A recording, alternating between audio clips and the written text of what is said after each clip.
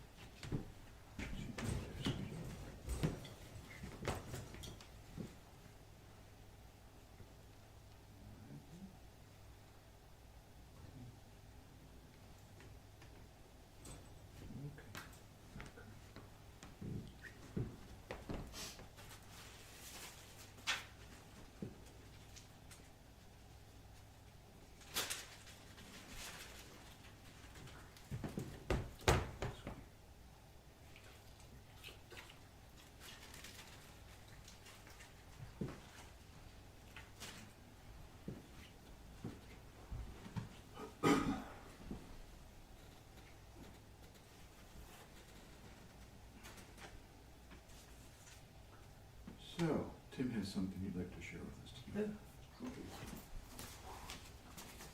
Move over so I can see everybody. All right, so a little more on the Desert Mothers. This will be split in 2 nights. Tonight, more general stuff about them, a couple samples at the end of individuals, and then more individual ones next time. So, most of this is taken from a book, The Forgotten Desert Mothers by Laura Swan in 2001. She was pursuing her own monastic path and read about the Desert Fathers and realized there was very little about the Desert Mothers put together at that time. So she went to work digging up the stuff, and the book is a result. There's very little recorded literature about them. There's only one lengthy document where a man, probably a Desert Father, wrote a report about one of them.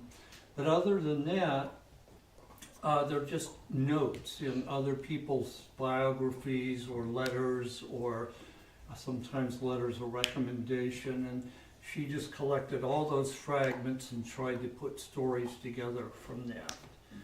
I did find she's very much into mindfulness from herself, and her writing is heavily flavored with her interpretation and stuff. So I've tried to just stick to the quotes she gave and draw from them rather than her interpretation. Tim, would you just tell us generally who were the Desert Fathers and Desert Mothers? Okay.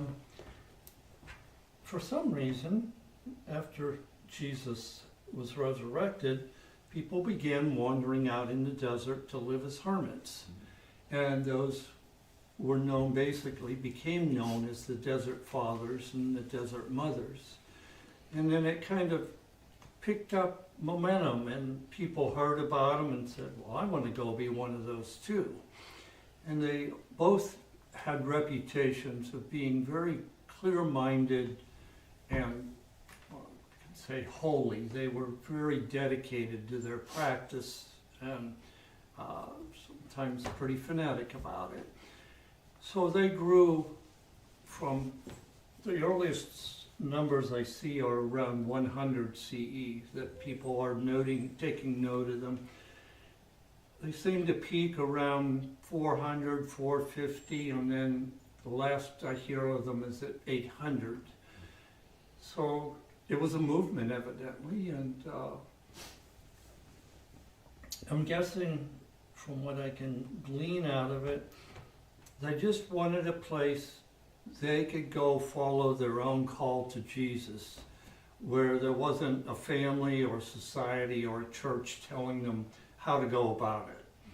And also to be able to devote the time every day that they did, which city living doesn't always give people.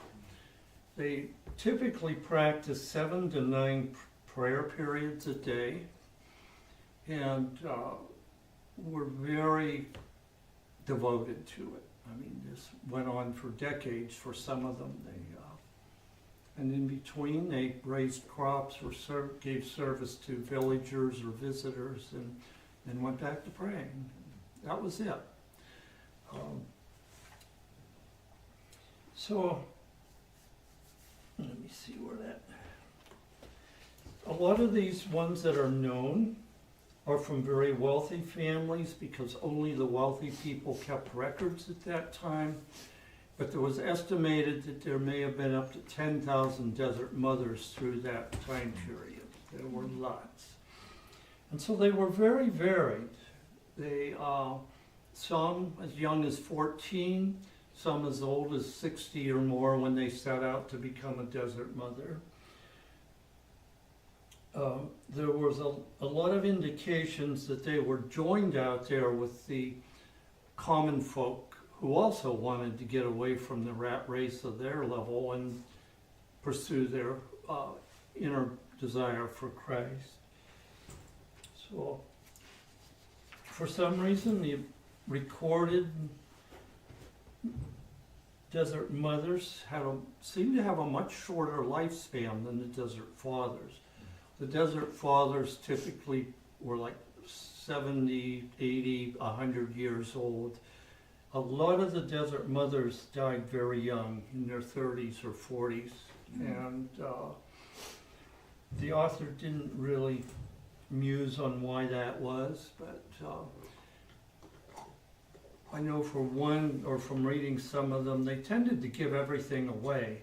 They may not have been eating very well, because if somebody came and they had their loaf of bread that would normally last them a week, and the visitor came, they'd give it to them. They had that vision of always receiving the Christ in every visitor. It was like a part of their practice. So I don't know, it was just a guess. They all followed ascetic practices, even if they had their own personal monasteries. Many of them went to the desert and then went back to society and built monasteries. And some of them started with a monastery, even in their own backyard, but they all adopted the very strict practices of typically one meal a day, and they often still fasted 2 to 3 days a week besides that. Often the meal was bread and salt and water, and that was it. But other ones weren't quite that strict, but they were pretty strict. They also believed in not sleeping too much, and definitely no more than 6 hours a night, but 3 to 4 were doing good if you could get there. They tended to dress very simply and plainly, and all the recorded ones sold everything they owned, since they came from wealthy families. A few of them retained it as a bank account to go build monasteries and churches with later on, but most of them just bought things or gave the money to the poor, and they just wanted to be done with the money world, it sounds like.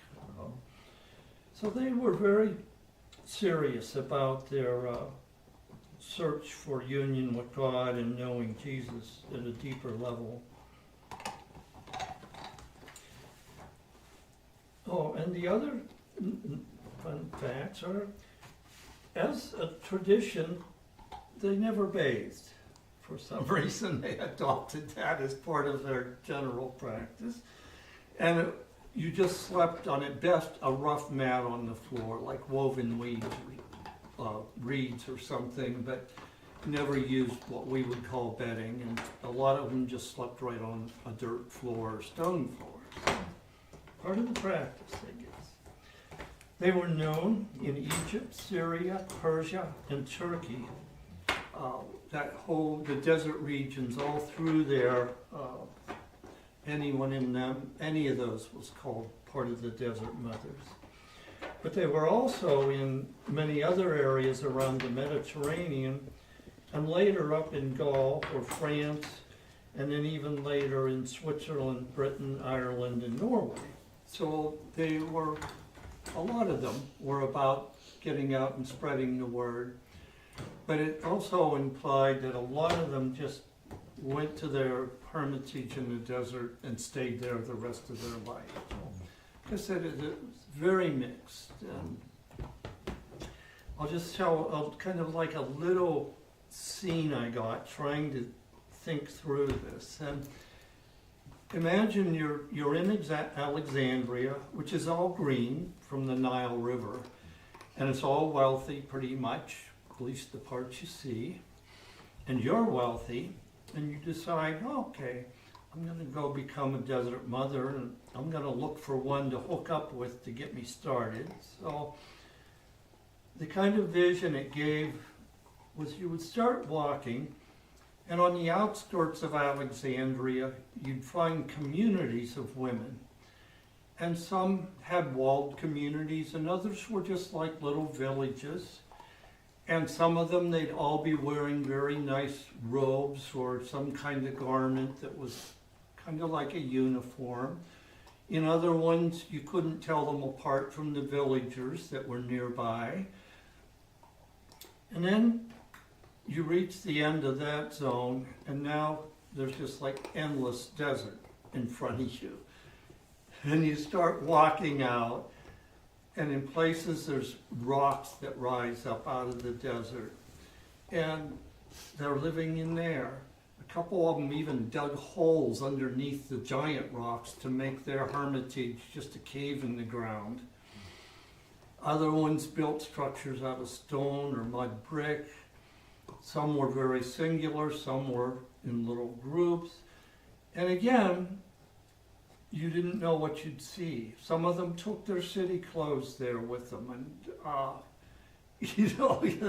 they could find one that just had on a normal city dress, and other ones were in rags that you could barely call clothes. So it was a very mixed imagery I was getting. But the one thing in common, every single one, though they may have done their best to avoid people, if they encountered one, they were totally receptive and giving. If they had any food or water, they would serve it to them. If they needed a place to stay, they would even crawl out of their hut and let the visitor sleep there, and they'd just sleep out on the sand that night. And they all seemed to have that ingrained so deep to receive the Christ in every visitor and treat them appropriately. That impressed me. So it just had to be a very interesting assortment. A lot of them, there were oases scattered through the desert, and villages tended to form around those. And other bunches of them would form on a little community of their own on the edge of a village and then serve the village. Because being free of kids and husbands and such, they had more time in a day to grow plants, grow gardens, or help them with problems they had. So they were well known for that. It says in general, they were colorful, powerful, and generous. They did not follow any cultural norms, but they were passionate and single-hearted. They tended to speak very frankly, openly, and boldly. And they lived what they said was the gospel's call, seeking to incarnate God's presence in their midst. And then most too expected Jesus was going to return at any moment. They were living in that immediacy of that expectation and prayed for that every day. One of them said, "We have sampled the nourishment here, earth. Now let us reach for the divine." That's her philosophy of why she was doing this. In their living style, they believed in utmost simplicity, no possessive relationships, no concern for reputation. Emotional feelings were acknowledged, but subject to the heart's goal to reach God, as they put it, meaning, how can I transform this into love, to being a service to love? A detachment from all goods and property, and they sought the goal of realizing their true self, which was probably the author's word, that dwells deeply with God. Again, the compassion, every person was received as Christ. And where they differed some from the Desert Fathers was they often have long-term intimate disciples. The more advanced or experienced ones were called the Amas, the teachers of the desert mothers, and became known as the wise ones. And they might agree to take on a disciple or a student. And then that student would either live right in their cell with them or right next door in a place they built. So they believed in a almost daily communion with each other to share, if any, still got some dark stuff left coming up here, let's talk about it. Or to share just in the joy of their passion, new insights and revelations. It gave me a sense that they were much more humanly connected than the Desert Fathers were. Sounds like it would have been a little more fun bunch to hang out with. So they shared all their inner undoings and growth with the Alma, and might spend the rest of their life with her in many cases. Alma Syncletica, who was the only one that there's significant writing on, defined some of these things, that we must transform all qualities or emotions to be that of love, that asceticism is the detachment from all things, bodily desires, property, and emotions that might distract and keep you apart from God. And it was all about deepening their self-awareness, or again, that might be the author's word. I got this sense of their self-awareness of the presence that they were feeling and always seeking to deepen. They defined or used a term called apatheia, something like that, was one of the goals, because that was reaching a point where the inner struggle against inordinate attachment and desires had ceased, and they were free of the stronghold of worldly desires. That requires purity of heart, an uncluttered heart. And purity of heart to them means thinking only of God, not of themselves. So they did know, though, when they said that to become free of the inner struggle, that it only meant getting free of the battle mode. They still acknowledged constant temptations they had to deal with, but it became, or they hoped it would become, less of a battle all the time. So they said, as a summation again from many of the ones I looked at, that of all the practices or all the goals, that the key one was developing humility, the maturing state of deepening in understanding the implication of becoming the incarnation of God's presence in the world, only love. I found that to be a good thing to muse on for a while. There's a lot in that statement. They had a few practices that they all shared. One constant practice was called continual prayer, meaning if you're not actively doing something or talking to somebody, you should return to prayer mode or stillness mode all the time. They called prayer learning a new language, the language of heaven.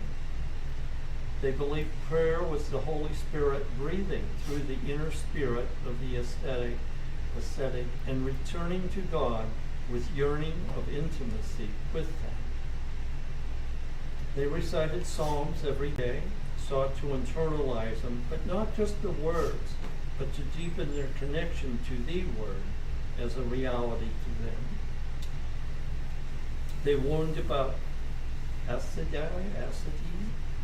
which is a form of depression and boredom and dejection that comes at times during prayer. And yeah, that happens. There's some days it just feels so flat and empty and pointless. And in their kind and loving way, they said, just be tenacious, trust your original desire for God, and just get up and get in there and do the prayer. So, I liked it. Another practice was silence, where they said only in silence can truth be seen, and that there are layers of silence to be discovered and developed, so keep looking. And that silence is essentially a state of listening. And under listening, they listed, it is listening to both other humans and to God. Listen with the heart and the mind wide open.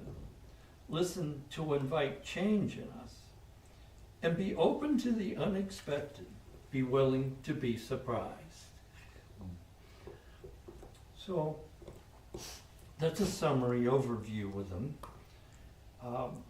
one curious thing I noted in the little bits is there were often situations in both the Desert Fathers and the Mothers where there was same-sex stuff rising up in the community. They never had an issue with that. They only had an issue with the sexuality itself. Like, that is going to take you a lot away from God, so you need to get rid of that. But I didn't hear anything against gay people or trans people or anything. It's just like, no, stay on your path to God with no judgment of what was pulling you off. So I thought that was good too. So, any questions or thoughts at this point?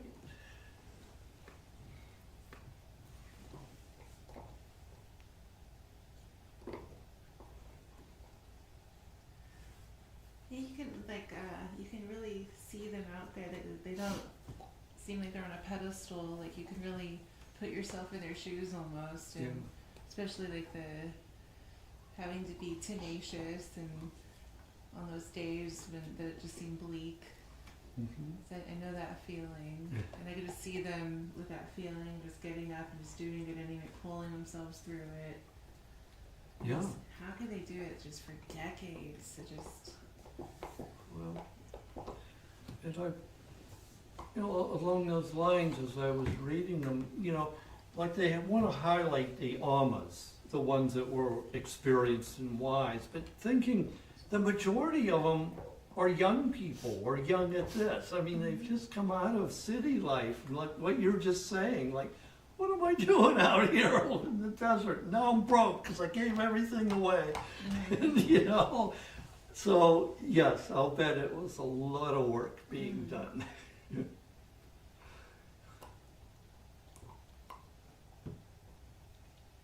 Did it speak to any violence against them? Yes, there were times of persecutions because, especially starting, I think it was around 300 or so, one of those crazy guys started, executing and hunting down the monks and some of them left. There's a good number that left and went either to Palestine or Syria or Turkey or over that way. Others just fled further out into the desert. But for a while they had to stop practicing anywhere near Alexandria or the Nile in general. Would anybody go out, like many men go and assault the women? They said it. Overall, no. However, a lot of them simply dressed as men, shaved their hair, and dressed as men to avoid that whole issue. And a lot of them, as we'll get into next time, would join a monastery as a man, and it wasn't until they died that anybody figured out that they had been a woman. Because at that time, there were a lot of eunuchs coming out of the civilized countries who also would go out there to become monks, and they would just say, I'm a eunuch, and nobody would ask more questions because they didn't have any facial hair or had a high voice, And that was one way they avoided that. The other was in their communities. They all protected each other, and many of them were located adjacent to a monk community, and they kind of all worked together. And the local villagers really liked all of them, and they would also protect them. So for the most part, when the government wasn't rampaging, they seemed to feel they were okay. Yeah.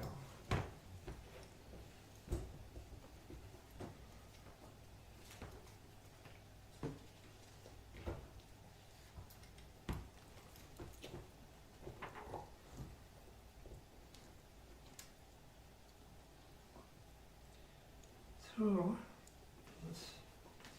I think I'll just wait till next time then to go into some of the particular ones, which gives a little more flavor of individual stories. But They're pretty flavorful. they are. It was very fun reading them. Thank you.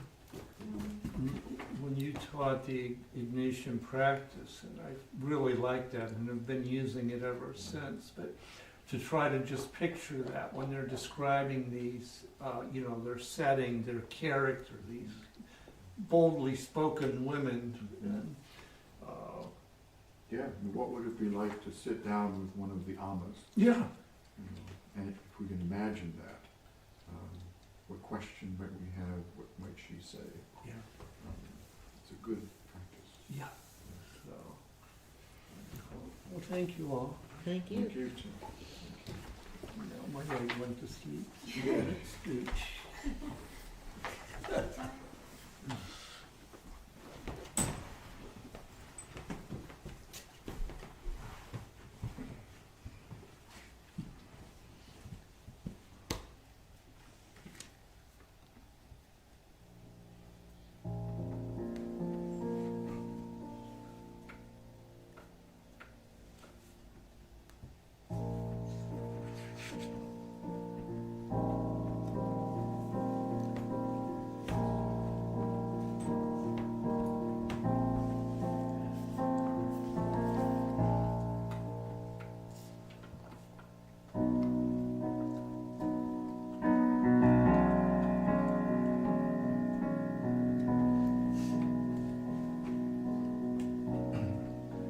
So, today, latest news on Facebook.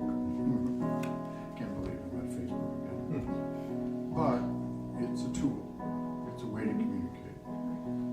And today, I posted something on Facebook that maybe I shouldn't have. So, forgive me for I've sinned. It has been 6 years since my last confession. And these are my sins. That's what I used to say as a little boy, Kevin, in church. And then I'd make up a bunch of stuff. Anyway, where was I? Oh yeah, Facebook. So I listen to my friends on Facebook who are priests and pastors and so on. And sometimes I just have to respond. So today I responded, and I'm sure I got in trouble. I haven't checked it. Basically, what I said was something like this: all the lovely words and homilies and sermons don't add up to much if we can't invite people into a way of life that is different, that is kind, that is compassionate. And it just seems like a basic thing to say, but I think it needs to be said, because what I'm discovering is that much of the time it's words. And so what I did was I asked my friends who are pastors and priests in churches a question. The question is this: could you invite people into your church to discover a new way of life? Not just a nice homily, not just, a program that is cool, but a whole new way of life. I know that's a big question. It probably wasn't fair of me to ask them, but I did. Because I think that's what Jesus does. He says, come and see. Come and see where I live, how I live, and then we can talk. So this is a little refrain, call and response. I'll sing it once and I'll sing it back. And the words are these. I can remember them. How shall we live, knowing what we know, seeing what we've seen? How shall we live, knowing what we know, seeing what we've seen? And we've seen a lot lately. So I'll sing it once. Let's drink. How shall we knowing what we know, seeing what we've seen together. How shall we live, knowing what we know, seeing what we've seen together? How shall we live, knowing what we know, seeing what we've seen? One more time together. How shall we live, knowing what we know, seeing what we've seen? The next line goes something like this. Where do we go? Where do we go from here? Sounds like this. Where do we go? Where do we go from here? Together. Where do we go?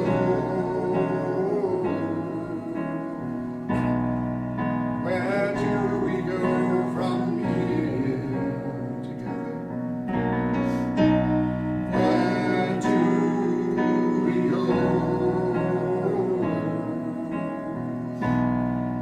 Where do we go from here? Last time. Where do we go? Where do we go from here? Now the last line, I think about, especially in light of what's happening today, people are being bombed, and this is somehow liberating, according to our government.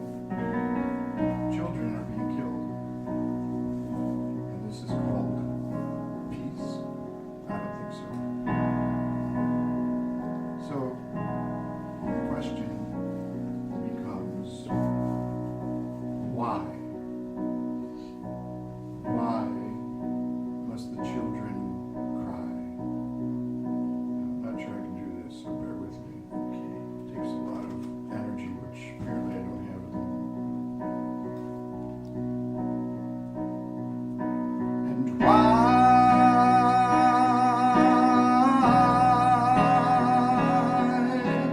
why must the children cry together?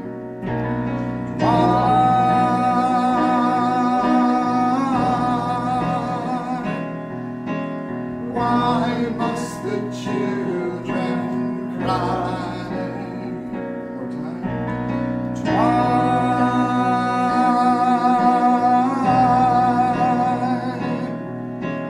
Why must the children cry?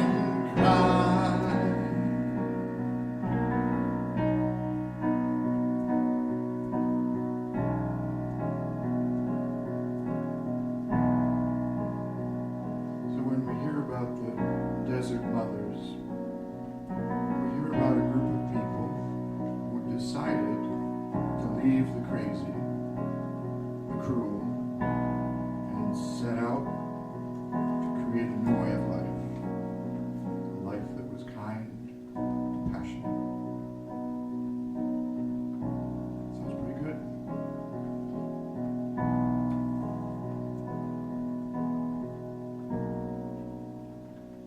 At the close of this day, we give you thanks for your great love for everyone, and especially those now who are suffering under the bombs that are falling, those children, those people. May we hold them in our hearts in prayer and love. May we work to end the madness.